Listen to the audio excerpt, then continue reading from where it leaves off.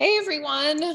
Thanks for joining us this evening for a super yummy dinner thanks to Founding Farmers. Hopefully many of you were able to take advantage of that really special offer from Dan Simons. Thank you, Dan. And then our movie, Fishing with Dynamite. And now we get to have a conversation with Ed Freeman and Kip Tindell. And I think even with the quarantine hair that both of you have, I bet that you're still looking pretty familiar to everyone watching after seeing the movie. It's really so awesome to have you two, the likes of your celebrity, join the DC chapter for our panel this evening. So thanks for joining us. Thanks for having us, Audrey. Great. Thank you, Audrey. It feels like a lifetime ago that we filmed those interviews, I think, right? Yeah. It was really a lifetime ago. It brings me back to a time watching the movie when we didn't have masks or plexiglass dividers or Zoom, as much as I love/hate Zoom. And instead was really about in-person gatherings and hugs and reflective conversations about business and life over a glass of wine. That to me is what epitomizes so much of the conscious capitalism community. So maybe at least you all have some wine this evening, I hope. Okay, let's get started. And for those of us joining, please drop your questions into the Q&A tool. I'll be grabbing those throughout the conversation, but I'll throw a couple out to Ed and Kip to get started. Ed, let's start with you. So like I said, I know the film was a long time coming. What's been your favorite reaction to it finally being out there in the world? Well, I think it's just we decided to do the film at Darden because we wanted these ideas to be digestible to a much broader base of people than the CEOs that we knew and the business students that we had talked to for a bunch of years. And so seeing the film out there on platforms that anybody can see. I've been giving a bunch of Zoom talks pretty much all over the world and talking about the film in India and in the Netherlands, soon in Austria and Hungary, and really just all over Brazil. And I think there's a hunger for ideas about what can make business better. And that's what I think folks like Kip and John and Raj and the others, Tom, and the conscious capitalism movement are doing. And they're things that, others as well as me have been writing about for a long time. Kip, how did you feel when you watched the film for the first time? That's the Kip, right? Oh, yeah, Kip. It was great. I really enjoyed it, of course, and I didn't quite know what to expect. There was a lot of anticipation because a lot of time went by since we filmed it. The filming was a blast. I had so much fun with you, Audrey, and with Ed filming this thing. And so I just, it's different when you're in something like that. You can't wait to see what the next scene is about. You wonder, where are they going to go? Ooh, the anticipation. It was you don't go to watch a normal film and have that much anticipation. Yeah, at one point, they did filming at my house. We're sitting around. I'm trying to make some Indonesian food, and you guys are standing around talking. Some microphone. That is a world-class cook. Hardly. There's a microphone really over the grill. And at one point, that scene was actually in the film. I don't think it's in it now, which is probably good. It wasn't a great scene because I don't think I can cook and be coherent at the same time. But the process of making the film with Paul Wagner, the filmmaker, and Bobby Parmar and Jenny Mead, who were the producers, was really terrific. I'd never been a part of anything quite like that before. You're talking about global interests. Brazil and South Korea seem to be such hotbeds of interest in stakeholder capitalism. Those two countries stand out. Yeah. So Kip, we had the opportunity to work together for nearly 20 years. And during that time, the Container Store, went from being a privately held company with co-founders, with rarely a day of down sales and heralded as one of the best places to work in America, to being majority owned by a private equity firm, to an IPO, and a little bit of a tough public market experience to start, which is not an unfamiliar path for many businesses. But looking back, what would you say is your take on how the principles of conscious capitalism really either stood up or were challenged over time? Well, it was a blast building that business with you and Audrey and my wife Sharon and so many other great people, and we were really humbly determined to make it a model of conscious capitalism, stakeholder capitalism. I really believe that the 7 foundation principles that the Container Store is really based upon are synonymous to the tenets of conscious capitalism. And that was as important to us as making money or anything else. We were an employee first culture. We really, really believed in that. And our employees would join the company and they'd never leave. I mean, we had single digit turnover in an industry that had triple digit turnover, employee turnover. The investors were always extremely happy until 2 or 3 years after we went public, but for the first 40 years, it was magnificent. The vendors were so happy. The way a small retailer becomes a bigger retailer is by having better relationships with their manufacturers than the big retailers. So we may not buy as much of a certain product as one of the big mass merchants from a vendor, but we'll have a much better relationship with that vendor, and eventually we'll get a better price than the mass merchant. And so that was we saw a little bit of that in the film with Chet, right? Yeah, with Chet, yeah. Mm-hmm. Built a factory right next to our just on a handshake deal. That saved us 14% in freight on that product line, and they went from our 54th, I think, biggest vendor to our second biggest vendor because of that kind of relationship. So we built a business where we got a lot of credit for being employee first, taking better care of our employees than anybody else out there. And if you do that, your customers are going to be happier than anybody else out there. But the other thing that we really, I think, excelled at was taking care of the supply chain, taking care of these vendors. Then you wind up being friends with these people. You go on vacation with them, and while you're on vacation, you create the world's most perfect sweater box. So that was a great joy. The equity part, when it was just Garrett Boone and John Mullen and Sharon and I at the beginning, that's pretty simple. We owned all the stock, and then certain partners want to sell a little bit, so you have to raise capital that way. It gets more complicated. And then you need people that have a lot of money because the stock's worth a lot of money. So you have more. The more complicated your shareholder base is, the more difficult it is to stand by the principles of conscious capitalism, particularly during tough times. Jim Sinegal, the co-founder of Costco, taught me that every great company has its stock fall by 50% 3 times a decade. And I didn't believe him, but it's absolutely right. I mean, Amazon 7 times, once more than 90%.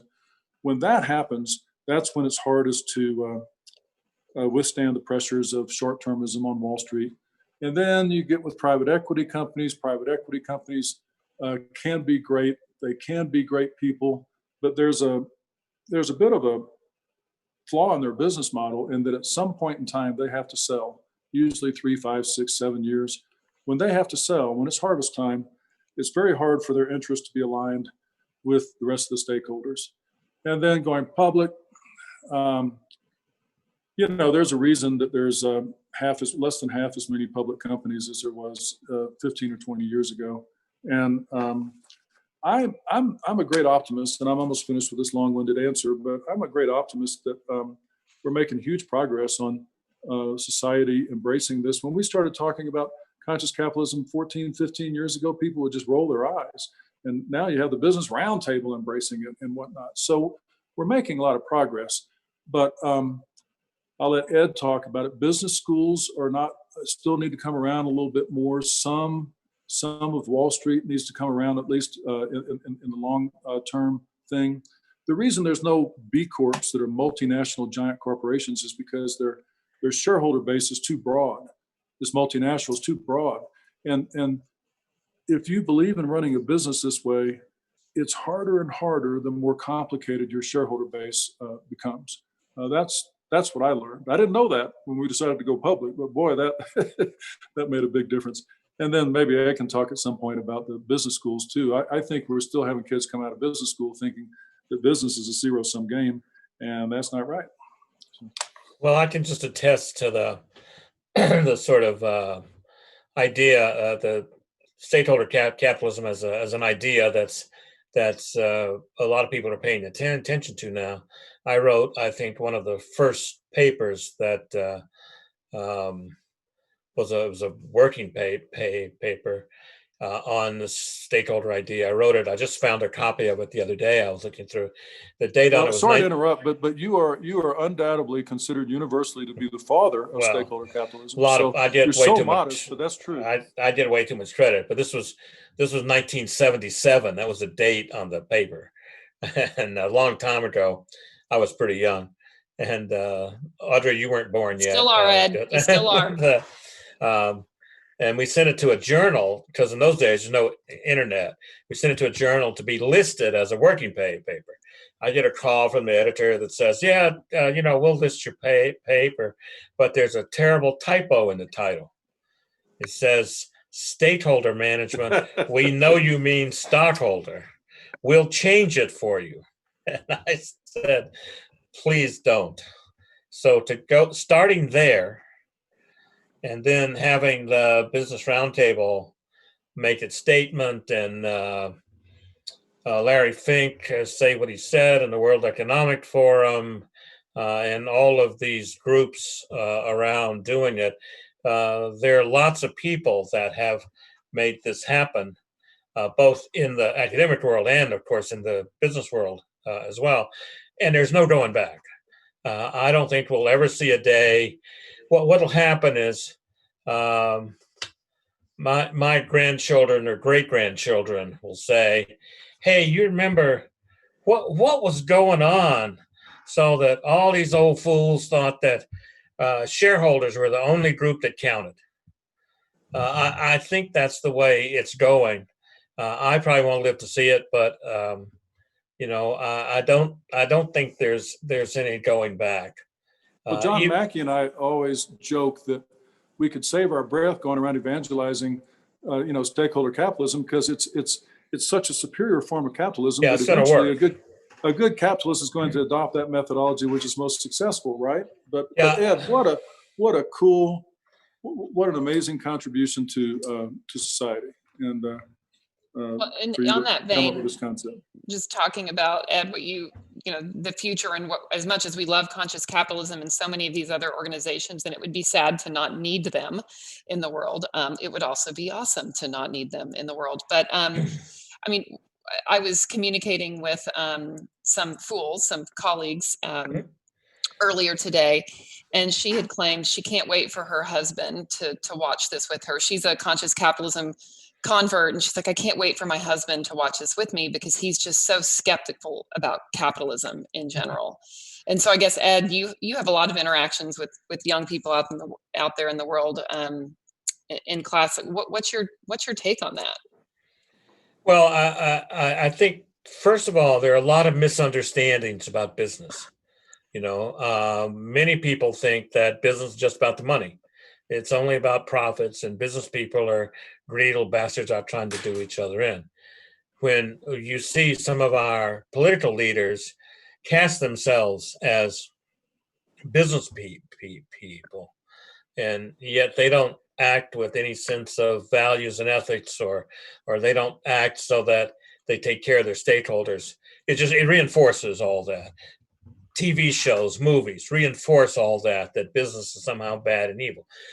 But for every Enron, for every sort of bad business, and there are plenty of those, there are 10,000 companies with people just trying to do the right thing, trying to make a living, trying to, do something that makes the world a better place, trying to be a part of something bigger than themselves. So that misunderstanding of what business is, it's a little bit like, I think, Kip, you're the English major here, so you're going to know this. I think it was the character in a Moliere novel who discovered that he was speaking prose. Well, if you discover that all along you've been creating value for customers, suppliers, employees, communities, and people with the money, you can improve the hell out of it. And it's that coming to realize that these stakeholders are interconnected, that you can't create value for one without creating value for another. And when you can start to think about that and take the next step that says, well, let's don't make trade-offs. Let's try to figure out how to get them going in the same direction. I think, we have just tapped into the kind of value that business can create. And I don't mean just financial value, the kind of societal problems that business can be part of the solutions to. And I don't care so much whether the final brand is stakeholder capitalism or conscious capitalism or inclusive capitalism or impact investing or ESG investing. There are all of these things. Let them all bloom. What I care about is that, this new version, this new stories, it's about purpose, and it's about stakeholders, and it's about ethics, and it's about treating people as real human beings, not just as economic beings. And it's about seeing business as a societal institution. Those are the things that are going to make business better. And that's why we made the film, was to get that message out to a very broad audience. Bobby Parmar, my young colleague, is really amazing. As you know, we were talking about one day, how do we get this out? And he said, you're too old fashioned. You think about journal articles and books. Let's make a movie. And Paul Wagner, the film director, of course, won an Academy Award for making documentaries. And that's why we did it. I love it. That's a long answer. Sorry. It's funny, when I told my daughter that I was having a conversation with the two of you, I'm sorry, it wasn't my daughter, my husband, when I said I was having a conversation with the two of you this evening, he goes, how long do you have? And I said, about 40 minutes. He goes, so you're going to get to what, 2 or 3 questions? With love in his heart. No, thank you for that. Very, very insightful. Let's go to a question from our audience, from Kate. She says, thanks so much for doing this. What a great conversation. Her question is, when we think about the stakeholder model today, how do you see those stakeholder relationships changing or adapting in an environment with workers physically distanced from one another and competing priorities on the home front, which now doubles as the home office? Question of the day. Kip, you got any ideas? Well, I think it's accelerated. That I think it works even better than it did before. Actually, the Motley Fool, Audrey, is one of the great examples of that. You were one of the earliest embracers of the whole that whole concept, and it's worked well. Your company's flourished, with this. You were big advocates of Zoom from the beginning. I think it allows most employees to bloom, be even more productive, balance life. I always said, God, I don't know about balance in life. Find something you love to do, and then the true artist of life blurs the distinction between work and play. Yeah. That's a hell of a lot easier to do at home than it is at the office. And it is so liberating not to travel all the time, and not to commute all the time. And so I think this plays into the hands of that. It also teaches society, particularly the United States, that this thing about healthcare being tied to work and no paid medical leave, there's a lot of issues like that enter into it as well. I think that it's making employers do a better job of harmonizing as Ed taught me. I used to say balancing the needs of the different shareholders. Ed's a musician, and he says, no, harmonizing is the real thing. And so I think we've learned so much during this COVID time as employers about how to harmonize the interests of all of our stakeholders that it's actually advanced rather than set back stakeholder capitalism. Yeah, I just add one thing to that, Kip. I think what we need is innovation. Who this is hard on, my wife and I have said, we've been married for 43 years, and I was saying earlier, I think we spend more time together the last 7 months than we have previous 43 years, and we work at the same place too, at Darden. But we need innovation here. We need innovation, especially around childcare, because if our 3 kids, we had a 3-year-old and we had twins, and if we were trying to deal with that, I think it would have been much harder, and ultimately it would have been much harder on her. And that's one of the things we're seeing is women are paying a bigger price here, and we need innovation and new ways to think about this, and that ultimately is the key to making stakeholder capitalism work. It's how we innovate to avoid trade-offs, to avoid penalizing women for the sake of childcare, or for the penalizing family for the sake of career. We need to get out of those trade-offs, and we'll never do it without integration. And I love the idea of find something you got passion for, and figure out how to blur the boundaries. We're definitely ripe for innovation, and obviously business is a huge leader in that. But and we shouldn't be dependent on policy or government to make advances. But we are in DC, and since we are the DC chapter, I'll go there a little bit. As we look out our windows, we're reminded daily on the influence of government on business in our life. And so could you each maybe share a thought you would have on an idea for policy change that you believe would enable a more conscious approach to business? I think stakeholder capitalism is a great uniter. I was chairman of the National Retail Federation for a while. I spent a lot of time on Capitol Hill, and I found that the most conservative people on Capitol Hill embraced it, as did the most progressive. I spent some time with Joe Biden over the years talking about combating short-termism in business and conscious capitalism. He's a big advocate of that. Amazingly, I got to pitch conscious capitalism to Donald Trump once. An amazing conversation. And he claims to support it too. So,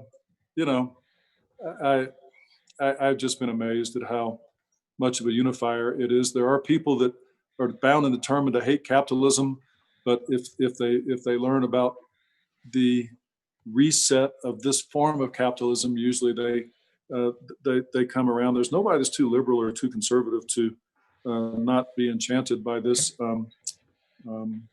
improvement. Ed, what do you think? Well, in the movie, I think my former colleague, Patricia Werhane, I believe she says, Adam Smith never used the word capitalism, even though you can find sort of the principles that we talk about. You can find it in a combination of the Wealth of Nations and the Theory of Moral Sentiments that's talked about in the movie. So who invented the phrase capitalism? Near as I can tell, Marx. Now, that's like letting the enemy name you. So, I think that's probably not a good idea. So I sometimes talk about stakeholder capitalism or stakeholder business. I'm leery of system redesign. I'm not leery of smart regulation. I think we need to rethink when you get about voting rights of stock, when you can put a company in play and devastate and in the name of capturing value for shareholders, you can really destroy the values and the hard work that's been built for a long time. So I don't know what the right answer is for that, but I do hope that's part of the policy process, whether it's look, for the first 2 years you hold a stock, you don't get the vote. Whatever that turns out to be, I'm not suggesting one or the other, but I think that's an important a question, and also thinking about the role of B Corps. And I think that it's a foregone conclusion that if the Democrats win, long-term capital gains will become the same as active income. And that may be right, but I hope there can still be room to consider that maybe after 10 years, there's no capital gains tax at all or something like that. 1 year is not a long term. Yeah, right, exactly. Yep. There have been a few mentions already this evening, and then also from the audience, just about the business roundtable and the statements they've made. And I know you're involved in a lot of the organizations that Ed mentioned earlier, the different like-minded communities who are advancing this way of business. What's your take on how these communities are working together and can do even more of that, and maybe even share just a few of who they are and what their focus is? Is that for me? Yeah, Kip. Well, I'm on the board of Just Capital, just as in justice, and I think they do great work with regards to all of that.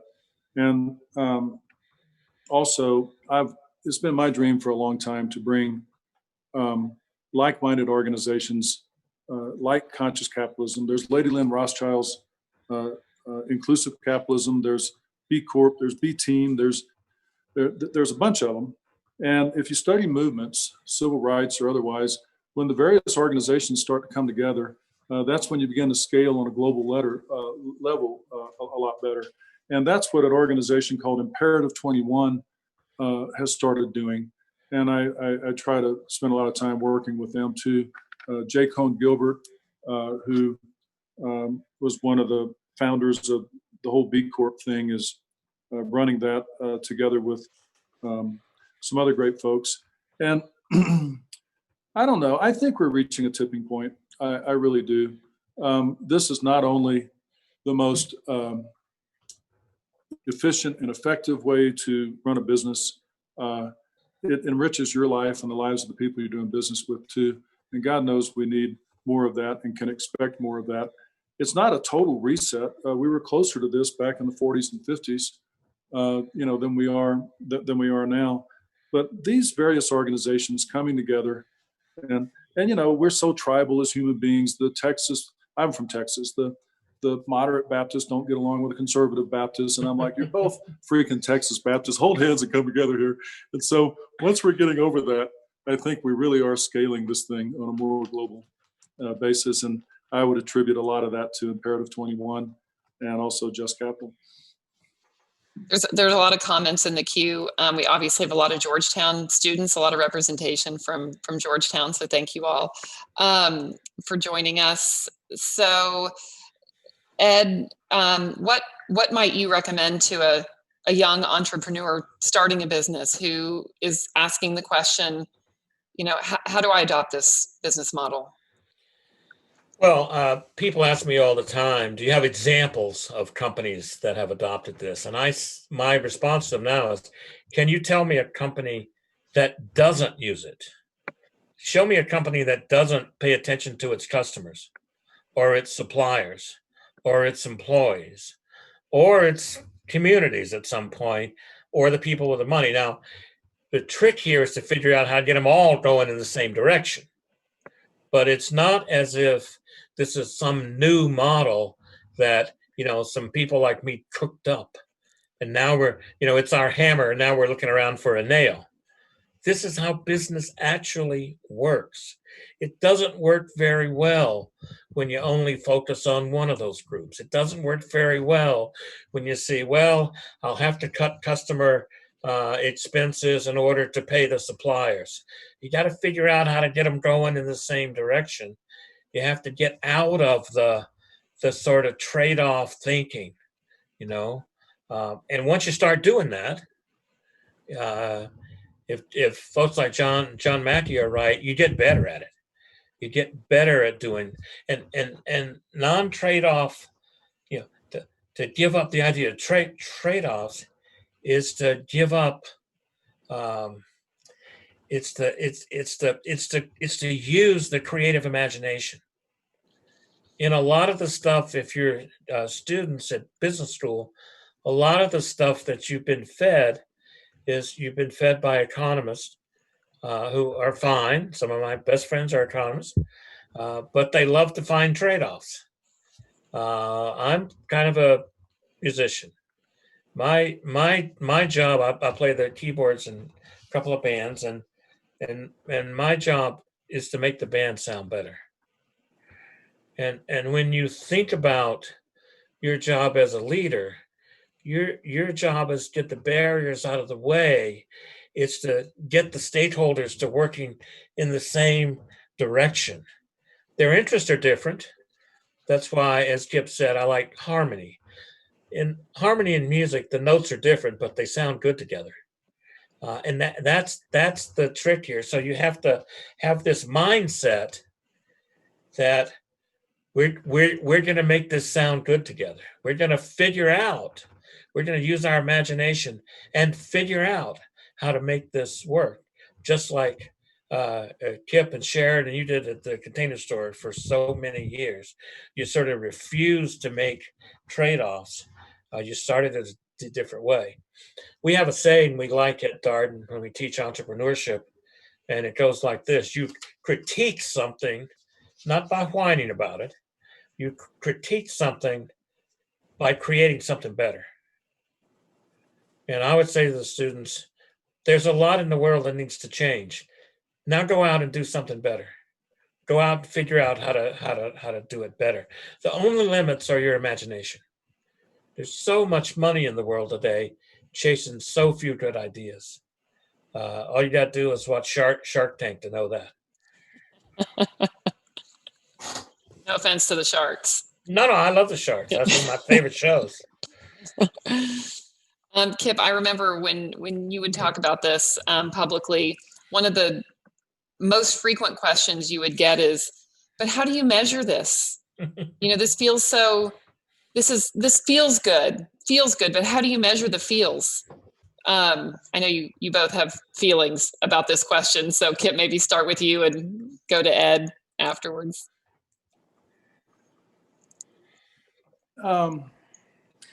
You can measure it in traditional methodologies. This is a superior form of capitalism. It works better for the shareholder. It doesn't work better for the shareholder 100% of the time, but a shareholder supremacy model, people like to call it shareholder primacy. I like to call it shareholder supremacy because that's what it is.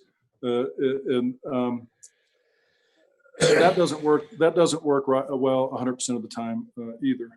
And so, obviously, the employees are happier, the communities are happier, the vendors are happier. We had countless vendors that would eventually just only produce for us. They'd give up all their other customers, and I'm like, well, all your eggs in one basket. Yep. And so traditional measures work, but I think that in order to scale it more globally, there's a lot of good people at inclusive capitalism and elsewhere trying to come up with metrics that measure what matters, as they say. And there's a lot to that. When we have a quarterly call, it would be nice if they were universally recognized and demanded measures that measured beyond what currently goes on in quarterly calls and harmonizes with those. And I think we'll see that within the next 5-10 years. I really do. Yeah, I think the measurement question is often, it's often a red herring. It's often what people want to know, as Skip said, is if I do this, which I know is the right thing to do. If I do it, will I be financially successful? And what they want is a guarantee. Well, my take on that is, if you need a guarantee, you probably ought to buy a refrigerator because they come with guarantees. Thinking about business in a particular way doesn't. A better question is, if I manage my business this way, is it possible for me to also be financially successful? And an answer to that is, I mean, there's no doubt about that. The research is in. Absolutely, yes. The second point on the measurement question is, come on. We put a person on the moon and brought him back, which evidently was the hard part. We can work this out. Just Capital and other places are working very hard at figuring out good measurements for these things. Now that Wall Street's in the act with principles of responsible investment, $9 trillion under management by people that have signed, and every investment bank and his brother wanting to know how to do impact investing and ESG investing. The measurement thing, we're gonna figure out how to measure what matters here. So I'm not. The measurement question I've heard for a long time. The other dodge is to say, well, this works in the long term, doesn't work in the short term. Now, wait a minute. Works in the long term over here, doesn't work in the short term. Well, as I move the short term, the long term moves. It's a way of saying it doesn't work. Life exists in the short term. We have to figure out how to get stakeholder interests going in the same direction today, not wait for the long term to emerge. Keynes put it best, the long term, we're all dead. I'm a big fan, as I've gotten older, of the short term. As a friend of mine said, when thinking about race, yes, we've gotten better at issues of racial justice. My children and I, however, are not on the 40-year plan. We need to figure this out now. And that's what I think is happening. I'm really optimistic about that.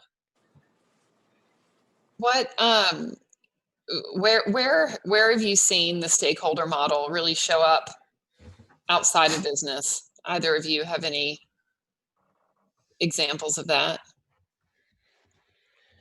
Well, I'm working on a project in Indonesia where it's a joint public-private project that tackles dengue fever and a really innovative solution to radically reducing the incidence of dengue fever.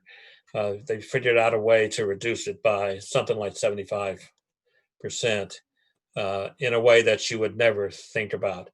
It involves a complicated medical thing with mosquitoes and bacteria and viruses and those kinds of things. It's the biggest stakeholder engagement project I think I've ever seen. I think they've done something like 2,000 or 4,000, I think, stakeholder engagement interviews and permissions and those kinds of things. It's truly massive. And I think you're seeing it right in front of you with COVID. You're seeing massive, public-private NGO cooperation to try and find vaccines and treatments, etc. And that's going to become table stakes. Businesses and business leaders will have to know how to engage on issues like racial justice, pandemics, inequality, those kinds of things, global warming. You're not going to do that with more shareholder supremacy. You're only going to do that if you have a real appreciation, believe in the pit of your stomach that what you're doing is creating and sometimes destroying value for your stakeholders. The breadth of projects that you're involved in, Ed, is incredible. Thanks for sharing that. Well, I don't have a real job, so.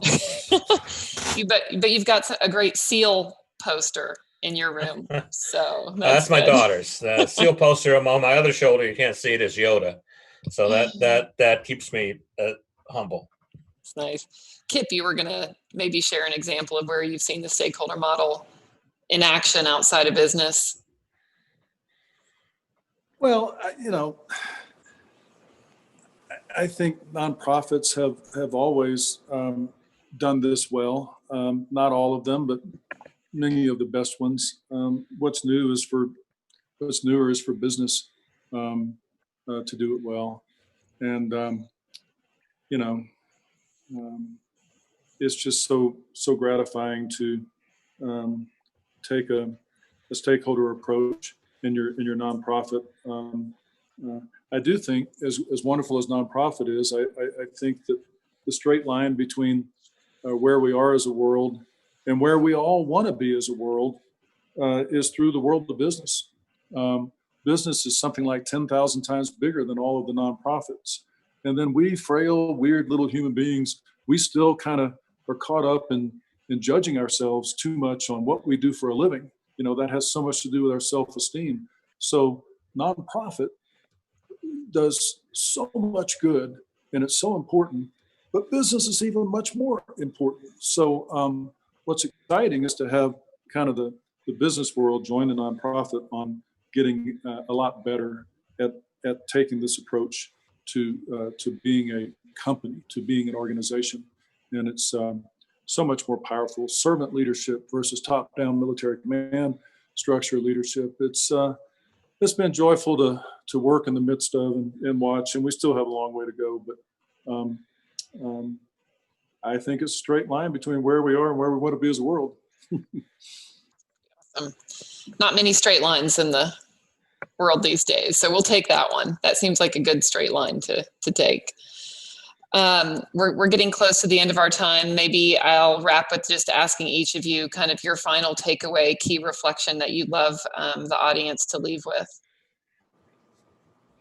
Well, if you like these ideas, go start something that puts them into play. If you want to know more about it, I'll do a shameless advertisement here for the Stakeholder Podcast, which is available on iTunes and Spotify and Stitcher and places like that.